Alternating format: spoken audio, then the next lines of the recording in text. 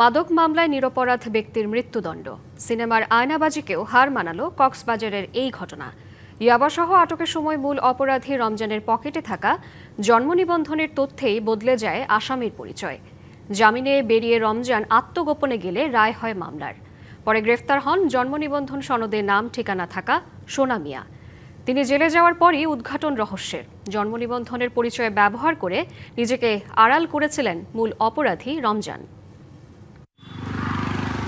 2020 সালের 1 মার্চ রামুতে অভিযান চালিয়ে 1,90,000 পিস ইয়াবাসহ 5 জনকে আটক করে ডিবি পুলিশ।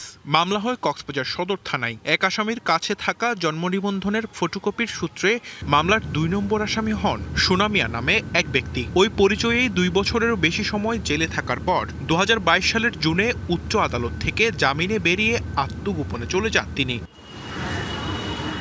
মামলার নথিপত্র বলছে 2020 সালের সেপ্টেম্বরে অভিযোগপত্র জমা দেন তদন্ত কর্মকর্তা, যেখানে উল্লেখ করা হয় 2 নম্বর আসামির সঠিক নাম ঠিকানা পাওয়া যায়নি।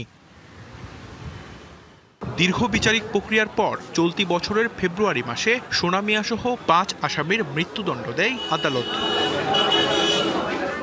নগদ নিয়ে এলো হার না মানা হার অফার। সর্বনিম্ন 10,000 টাকা রেমিটেন্স নগদে পাঠালে থাকছে স্বর্ণের হার জেতার সুযোগ। গত 23 জুন চকরিয়া থেকে প্রকৃত সোনা মিয়াকে গ্রেফতার করে র্যাব। কারাগারে যাওয়ার পর সোনা মিয়া জেল সুপারকে জানান তিনি এই মামলার আসামি নন। আগে জামিনে বের হওয়া সোনা মিয়ার সঙ্গে বর্তমানে কারাগারে থাকা সোনা মিয়ার ছবি, ফিঙ্গারপ্রিন্ট, ঠিকানা ও তথ্যে মেলে গড়মিল।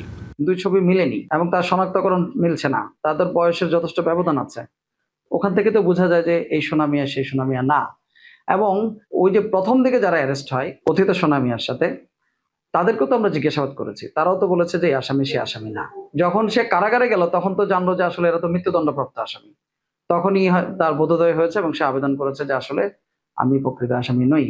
বিষয়টি লিখিতভাবে আদালতকে জানান জেল সুপার। 2 জুলাই পুলিশ আদালতে প্রতিবেদন দাখিল করলে জট খুলে রহস্যের, যেখানে উঠে আসে 2020 সালে ইয়াবাসহ গ্রেফতার এবং জামিন পাওয়া সোনা মিয়া আর রায় ঘোষণার পর গ্রেফতার সোনা মিয়া একই ব্যক্তি নন। ঘটনাস্থল থেকে ধরা পড়া 2 নম্বর আসামির প্রকৃত নাম রমজান। তিনি নিজেকে সোনা মিয়া বলে পুলিশের কাছে পরিচয় দেন।